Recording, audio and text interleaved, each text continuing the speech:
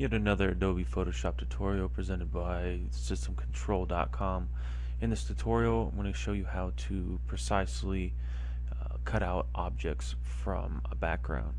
In this instance, we're going to be using a person, which does have a background. It looks like a wallpaper of some sort. And we're going to go ahead and cut her out and place her onto a background of our choosing. So first thing we need to do is zoom in to the section in which we're going to start working on. Just like big tasks, you have to focus on the little task to result in the big task being done. So let's break down the big task into individual sections, and let's just work on her shoulder first. So we could use the pen tool, we could realistically use the magic wand and do all that. We can do different ways, but in this tutorial I'm going to show you how to use the pen tool. So to do that, you start at the edge after you select it. So we have the pen tool selected, and we just click and you'll see a dot here, and then we'll make another dot about there. Now you'll get it down. Basically it's just you want to round it effectively. Now this isn't going to be 100% perfect. There are going to be little parts in which aren't cut out correctly. It depends on exactly how precise you want to get. If you see here, there is some hair strands on the side, but we're going to go ahead and just cut those out because they're very not noticeable when you're zoomed out at 100%. Okay, so we're going to go ahead and continue on up the hair, and we'll go ahead and zoom out, and we'll bring our pen tool out and just go ahead and delete the background. What I'm going to do as well is click on my background and press OK because we want it as a non-lock layer.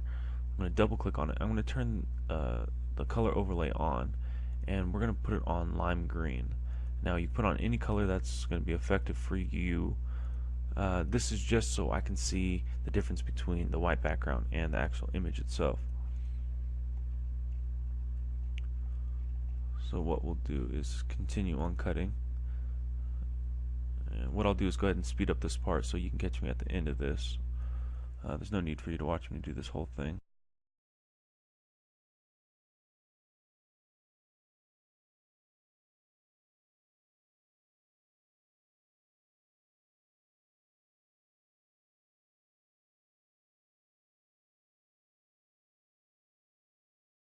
Okay, so what we're going to do is take her, let's go ahead and merge the eyes.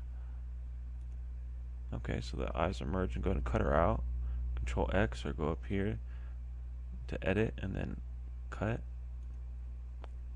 Then we'll go over to our canvas in which we had the background already.